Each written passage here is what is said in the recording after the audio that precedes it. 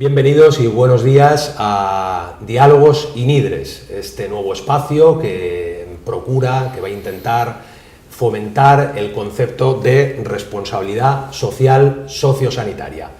La organización corre a cargo de INIDRES, que es el Instituto de Innovación y Desarrollo de la Responsabilidad Social Sociosanitaria, y que es la organización que está intentando, que está haciendo posible, que está tomando esta bandera de llevar la responsabilidad social al ámbito sociosanitario. Para lograrlo, una de estas actividades, una actividad como esta de divulgación, de intercambio de ideas y de pareceres. Hoy estamos aquí gracias también a dos de nuestros socios más reputados, en concreto Sanofi, Pasteur, MSD, la única compañía europea farmacéutica dedicada por entero a la promoción y a la fabricación de vacunas, y por supuesto a Sanitaria 2000, que es la compañía editora de redacción médica y que nos ofrece la posibilidad de amplificar y de difundir este tipo de contenidos.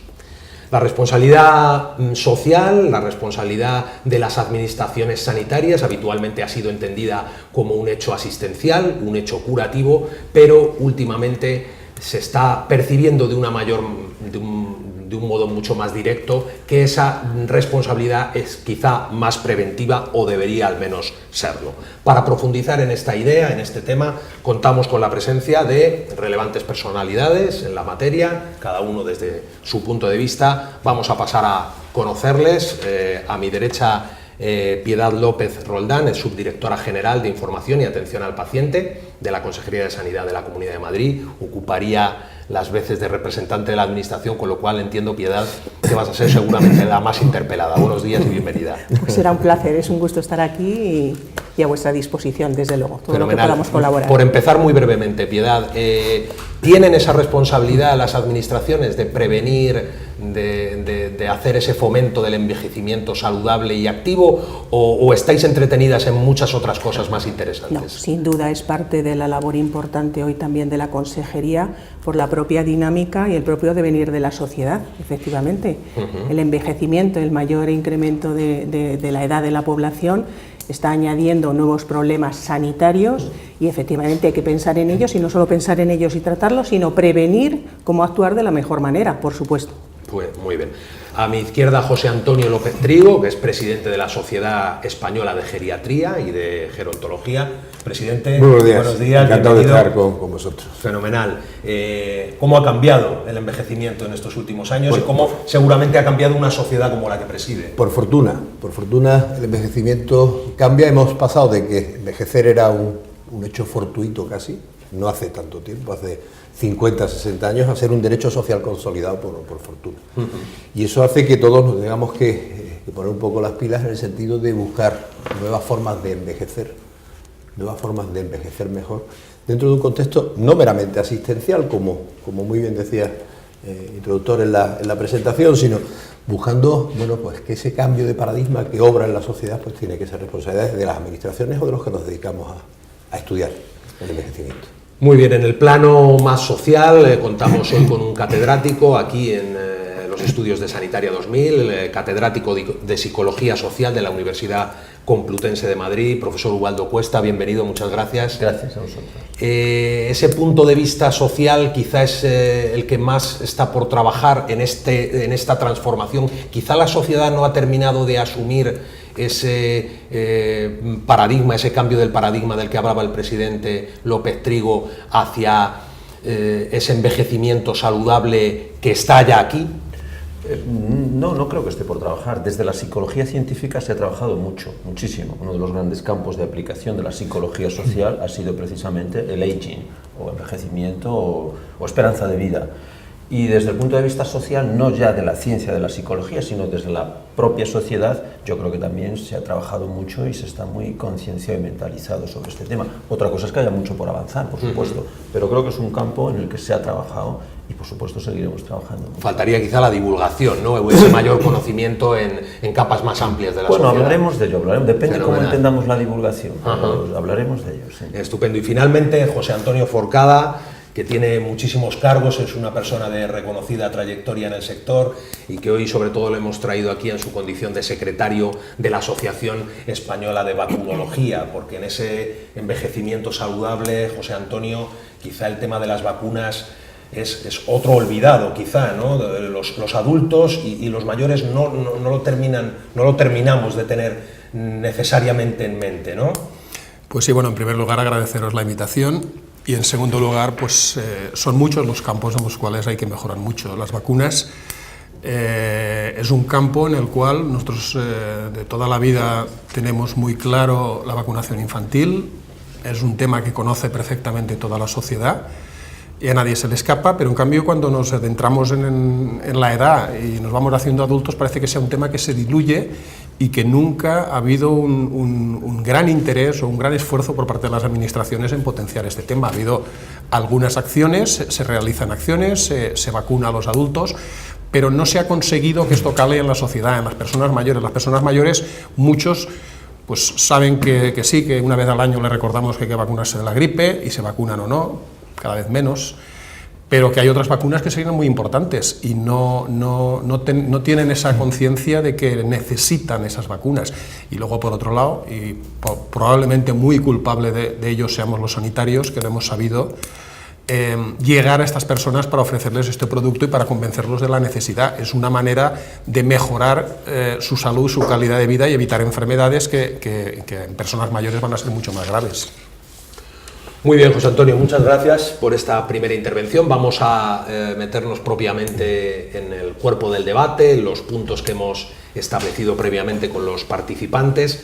Vamos a abordar primero con Piedad ese cambio, ¿no?, en la consideración de las administraciones que antes afirmabas por completo y más fijándonos en la experiencia de la Consejería de Sanidad, que a partir del nombramiento de la llegada de un profesional sanitario como Jesús Sánchez Martos ha experimentado un cambio importante y un giro hacia quizá conceptos que no estaban muy habituados o no eran muy habituales, mejor dicho, en el campo de las administraciones sanitarias, pero que Madrid parece que los está poniendo mucho en valor. Desde luego entendéis que tenéis esa responsabilidad, ¿no, Piedad, de promover ese envejecimiento saludable, de desviaros un poco, quizá desviar no sería la palabra, de centraros un poco más en el ámbito de la salud pública, en el ámbito de la promoción de la salud. ¿Cómo lo estáis haciendo? Bueno, sí que es verdad que nuestro actual consejero tiene una especial, digamos, preocupación por estos temas y evidentemente se está intentando todavía potenciar y divulgar más. Pero no es un hecho aislado, ¿eh? Ya desde el año pasado e incluso el anterior, como ustedes sabrán, se puso en marcha la estrategia de atención al paciente con enfermedad crónica en la Comunidad de Madrid. Precisamente teniendo en cuenta la preocupación de la comunidad, pues por ese envejecimiento de la población, por el aumento de las patologías crónicas y toda la necesidad de requerimientos y de atención sociosanitaria y de recursos sociosanitarios que esta población va a demandar. No olvidemos que cada vez, afortunadamente, y gracias, entendemos también a las estrategias sanitarias que se han puesto en marcha en cuestión de décadas, pues precisamente se ha favorecido este envejecimiento. Pero no cabe duda que eso conlleva pensar en estrategias y en formas de actuar para dar respuesta y dar los mejores recursos a la población anciana en los lugares donde sea necesario, quiero decir, y siempre intentando mejorar su calidad de vida y atender al paciente donde se requiera, si es en su domicilio, poniendo a su disposición los medios adecuados o donde sea necesario, pero siempre siendo ajustándose y necesitando o requiriendo los medios adecuados a cada circunstancia, es decir, también siendo eficientes en la asignación de los recursos. Entonces se puso en marcha esta estrategia de atención al paciente crónico, ha habido multitud de grupos de trabajo, muchas cosas ya están recogidas, ya se estaban haciendo, desde luego, y eso hay que reconocerlo, a través sobre todo de atención primaria, mucha actuación también a nivel de salud pública que lleva trabajando toda la vida en promoción y prevención de la salud, tal vez menos significativo de cara al exterior, pero ese trabajo se ha venido haciendo siempre. Pero sí que tal vez se trata con esta estrategia de sistematizar acciones, poner orden y hacerlo más eficaz. Desde nuestra parte, desde la Subdirección de Información y Atención al Paciente, sí que dentro de esa estrategia de crónicos llevamos la línea que llamamos 6, son 9 líneas de actuación, y la línea 6 y 7 corresponde a nuestra Subdirección de Información y Atención al Paciente. La línea 6 sería de formación e información a los pacientes, a lo que se quiere potenciar mucho en este momento también, porque entendemos que efectivamente el paciente cada vez demanda más información, quiere ser más activo y más autorresponsable en el cuidado de su salud, en el autocontrol de sus enfermedades. Eso, desde luego, desde la consejería se va a intentar fomentar mucho, porque entendemos que así debe ser, porque eso va a redundar en beneficio de todo el mundo, primero en beneficio del paciente, aumentando su bienestar, también en prevenir muchas secuelas, muchas complicaciones, y por tanto va a ser beneficioso para todos. O sea, esa sería una parte también, y en eso se está trabajando. Si queréis luego comentamos un poquito a nivel de qué líneas, y también en la línea 7, que sería de fomentar y de potenciar precisamente la coordinación sociosanitaria, imbricando, por supuesto, como no puede ser de otra manera, a otras instituciones, en este caso pues también asuntos sociales, para que haya una buena, digamos, conexión y coordinación, y que las cosas funcionen adecuadamente. ¿Qué le pedís como profesionales a la administración? Vista en general, obviamente, partiendo de la experiencia de la consejería y tratando de hacer un llamamiento más genérico. Concretamente a la Comunidad de Madrid no le pedimos mucho, no porque esté Piedad aquí ni porque yo quiera quedar bien con Jesús Sánchez Martos. Por cierto, socio nuestro hasta no hace mucho, ahora están otros cometidos y entendemos que no puede ser un socio activo de una sociedad. Le pedimos poco porque tenemos convenios y trabajamos con ellos. Y trabajamos precisamente en esas líneas que acaba de comentar Piedad. Trabajamos en programas de promoción de hábitos saludables, hemos hecho formación de formadores a través de la Dirección General de Atención Primaria, hemos llegado a 280 centros de salud, porque la atención primaria nos ha brindado esa oportunidad, dentro de un programa de colaboración entre Comunidad de Madrid, Sociedad Española de Geriatría y Responsabilidad Social Corporativa de Sanofi Pasteur, que lejos de buscar otra intención, bueno, pues pone sus recursos a disposición de administración y de grupos de colectivos de profesionales para que lleguemos con los 32 ítems que creíamos básicos en atender a personas mayores y prevenir y promocionar hábitos saludables. Con lo cual, con la Comunidad de Madrid, ni con salud ni con servicios sociales no podemos hablar de envejecimiento sin hablar de salud en sentido positivo. Envejecimiento activo es salud en sentido positivo y es apoyo en servicios sociales para que todo vaya mucho mejor y para que en cada momento podamos atender a cada persona, como bien decía Pilar, donde sea necesario. Yo sí le pido a la administración, sí le pido a las administraciones, que se nos olvida siempre lo mismo, se nos olvida la segunda parte. Todo el mundo habla de la ley de dependencia y promoción de la autonomía personal. Y ahí hemos mirado para otro lado, posiblemente porque la bolsa de dependencia ha absorbido todos los esfuerzos de todo el mundo, posiblemente porque nos hemos encontrado con unas situaciones de dependencia no calculables, porque quizás no se hicieron los cálculos de una forma fina antes de intentar promover esa ley. Pero sí que es verdad que si no trabajamos el final de la ley, nunca vamos a arreglar el principio de la ley, que es la dependencia. Si no evitamos, y promover el envejecimiento activo se puede hacer en personas con discapacidad y se puede hacer en personas con gran discapacidad.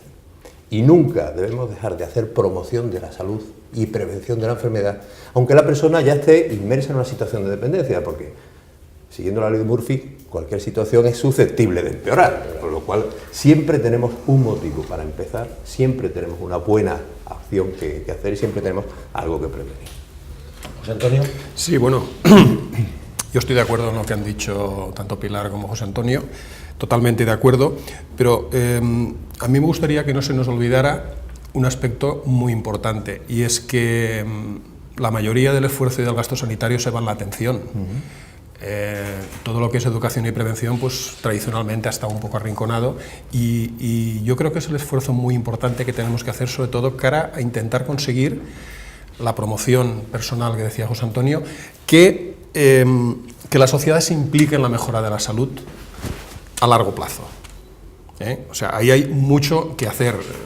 Yo puedo hablar de vacunas, pero podemos hablar de alimentación, podemos hablar de ejercicio físico, podemos hablar de toda una serie de parámetros que tenemos que conseguir que la gente se los crea realmente, que la gente se los crea, porque eso vamos a conseguir que todas esas cronicidades y esas pluripatologías se retrasen su aparición en el tiempo, o incluso que lleguen a no aparecer. Y ese es un esfuerzo que tiene que hacer la sociedad en general, no solo la administración sanitaria, no solo las sociedades científicas, tiene que hacer la sociedad, ¿no? de que vivamos más sanos para que vivamos mejor cuando lleguemos a cierta edad, ¿no? y sobre todo implicar, por supuesto, a los profesionales sanitarios, porque tiene que ser una labor de los profesionales sanitarios en pues, administración, sociedades científicas, colegios profesionales, etcétera, etcétera, etcétera, en esa labor de que nos tenemos que preparar porque en un futuro que está aquí ya, cada vez vamos a tener más necesidades de trabajar con personas mayores.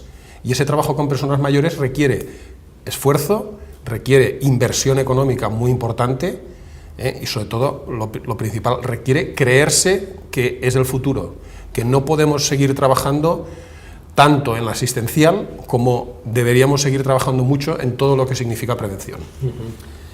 Ubaldo, ¿cómo es posible que la sociedad se autoconvenza de lo que ha dicho José Antonio? ¿Está en nuestra mano o hay que movilizar voluntades a gran escala? Bueno, en principio todo está en nuestra mano, todo está en la mano del ser humano, en principio. Bueno, a lo mejor hay otras manos por ahí que no vemos, pero en principio todo está en nuestras manos. Esto de hablar el último tiene ventajas e inconvenientes, cuando uno habla con gente competente, el inconveniente es que ya está dicho todo lo interesante y entonces dices, bueno, a ver, yo voy a abundar en una idea de las que ya se ha dicho, ¿no? Sobre todo lo ha dicho José Antonio, bueno, los dos José Antonios, que es esta idea de que hay que potenciar, hay que valorizar el tema de la educación para la salud. Tenemos la suerte de que el profesor Sánchez Martos, que se ha citado ya 2 o 3 veces, es precisamente catedrático de educación para la salud. Eso es una gran suerte.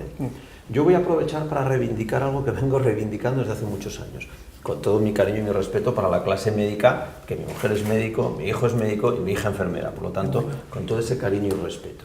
Pero voy a reivindicar algo, entiéndase en este contexto de respeto.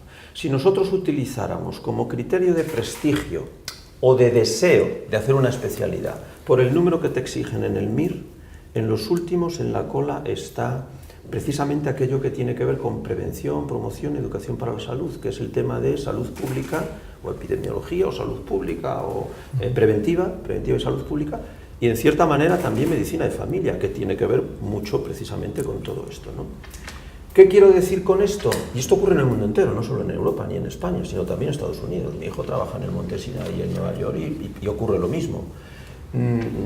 Aunque ahora está cambiando el paradigma, y luego hablaremos del cambio de paradigma, precisamente en Estados Unidos está empezando a cambiar y mucho ese paradigma, pero hoy por hoy es así.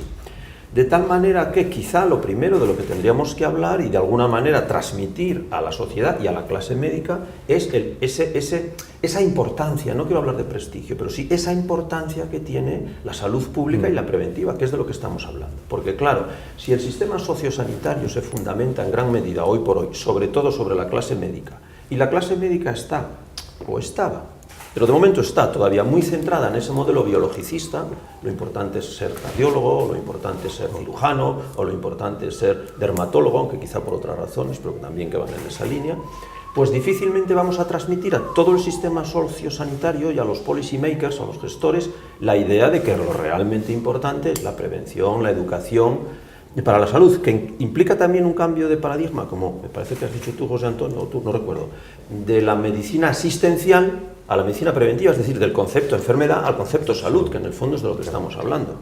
No, fíjate, si me permites, ayer precisamente estaba en un debate de otro tipo en torno al planteamiento que hace el profesor Cuesta. Poner encima de la mesa por qué se eligen unas especialidades, por qué no se eligen otras, y todo venía a raíz de un artículo del New York Times de la semana pasada en la que se ponían en orden las especialidades médicas en Estados Unidos por prioridad de elección. Y una prioridad es el prestigio social, lo ha comentado, y la otra prioridad es un criterio económico. El cirujano gana más que el cardiólogo gana más que el internista gana más que el médico de familia gana más que el preventivista, por lo menos en el mundo anglosajón, ¿no? Me preguntaba un periodista americano que cómo veía yo eso en España, y digo, bueno, mire, mientras sea en la administración pública eso da igual, porque aquí el sueldo, salvo los que tengan guardias, el sueldo es raso, ¿no? Pero hay la cosa del prestigio social de tener la enfermedad en la mano, y el cirujano cardíaco, hay un artículo buenísimo del British Medical Journal del año pasado, en el que el resto de profesiones sanitarias, incluidos médicos, enfermeras, terapeutas ocupacionales, posicionan al médico. El primero es el cirujano cardíaco, porque tiene el corazón en las manos, tiene la vida de la persona en las manos. Cuando tiene la vida uno a uno, cuando tú haces un plan de prevención, cuando tú haces un plan de vacunas, tienes la salud de miles de personas. pero eso no se ha transmitido ni a las sociedades científicas, ni a los colectivos profesionales, ni a la sociedad en general. Todavía hemos pasado, yo siempre digo con todo el cariño del mundo, me pasa Ubaldo, aparte tengo cirujanos en la familia, que la cirugía es el fracaso de la medicina. Pero si hiciéramos bien esto con pastillas no habría que meter las manos dentro de nadie, ¿no? Lo digo cariñosamente. Pero sí que es verdad que hemos posicionado algunas especialidades que hacen la salud, o buscan la salud magníficamente, uno a uno. Y las que buscan la salud de muchos, con un nivel de responsabilidad altísimo, pues han caído un poco ahí. O cayeron un poco. Pero si me permitís, teniendo en cuenta, yo creo que también tenéis razón, pero todavía sigue existiendo básicamente el modelo asistencialista, que debe existir porque evidentemente tenemos que solucionar y curar en la medida que sea posible, y si no, como siempre decimos, cuidar o aliviar. Eso tiene que existir, pero no es suficiente, y yo creo que van cambiando las situaciones y las mentalidades de los propios profesionales. ¿Por qué? Porque en sí la propia sociedad lo demanda, y dentro también los profesionales estamos dentro de la sociedad, de tal manera, lo que pasa que tampoco ni siquiera los profesionales muchas veces son conscientes de sus actuaciones, digamos, en prevención y promoción. Me explico. Cada vez más nosotros, que tenemos muchísimas relaciones con las asociaciones de pacientes, porque es una de nuestras labores fundamentales dentro de la Subdirección de Información y Atención al Paciente, cada vez trabajamos más con ellas, también porque nos demandan ellos mismos como representantes de sus asociados, la mayoría pacientes y familiares, que se ponga en marcha, que piden medidas de autocontrol, quieren conocer cada vez más su enfermedad, quieren recursos, quieren información, y eso el profesional más de cara a cara, más cercano a él, que suelen ser los médicos de atención primaria, desde luego hay una relación generalmente absolutamente magnífica, y se produce esa interrelación de formación, de información y de formación, pero se hace casi sin darle importancia, es decir, como parte de su trabajo, pero sin darle tal vez la relevancia o la importancia o la difusión que debiera. Eso desde la subdirección lo estamos trabajando mucho. De hecho, se están realizando y hay ya firmados convenios con muchas asociaciones de pacientes precisamente para fomentar la información y formación de pacientes y cuidadores, para que efectivamente se autorresponsabilicen cada vez más de su enfermedad, conozcan más su enfermedad, prevengan qué tienen que hacer, qué no tienen que hacer, qué medidas hay que poner en marcha para conseguir mejorar su calidad de vida, mejorar su bienestar, no solo mejorar su supervivencia, sino también la calidad de vida y el bienestar, cómo prevenir muchos factores o cómo prevenir complicaciones en su enfermedad si se lleva un buen control de su enfermedad. Esto que hoy se dice el empoderamiento del paciente y el paciente activo, incluso el paciente experto, pues son temas que se están trabajando mucho, tanto desde nuestro ámbito, poquito a poco se va rodando, pero ese es el ánimo. Y también desde los profesionales que más de cerca están con los pacientes, que en general es los médicos de atención primaria, pero no solo esos, También me gustaría decir que también desde los profesionales de atención especializada también se intenta organizar cursos, cada vez más están más implicados los especialistas, sobre todo en patologías crónicas, en realizar talleres, cursos de formación, para, digamos, precisamente también concienciar a sus pacientes de las bondades y de los beneficios que reporta el conocimiento de su enfermedad.